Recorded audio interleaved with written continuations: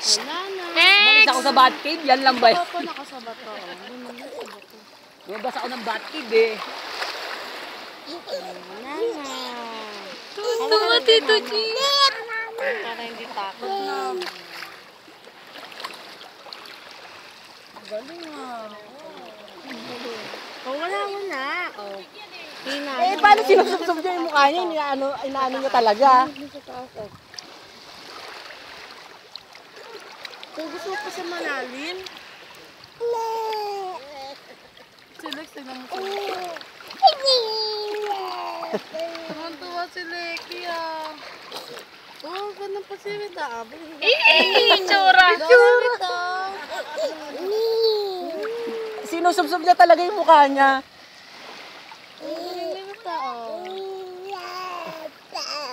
Sige pa, lalim pa daw. Lalim pa. Nakakawit na ako. Oh, lalim pa. Lalim pa. Babaw daw eh, sabi. Lalim pa. Harangan ko ang alon. Oo nga. Harangan ko ang alon mo, Lex. Ah? Pumapasagaw. Langoy, Lex.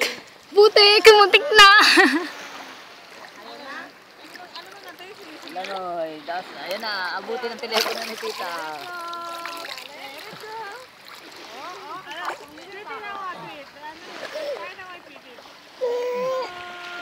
Lex! Oo, pumapasagaw. Sige, pa dyan mo lang makita yung pasag-pasag ni Lex. Lex! Dito na lang tayo. Lex! Yan. Lex pala, Lex. Lex! Ganun, no? Dali. Ganun. Oh. Oo.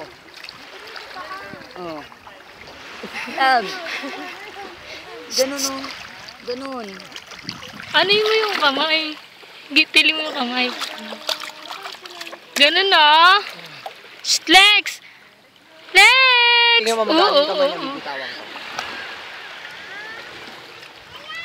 Ayaw eh. Lumulutang talaga siya, oh. Bakit ang mukha? Alat. 2, 3. Uy, tayo ka! 1, 2. Yan! Langay ng tuloy. Tama na.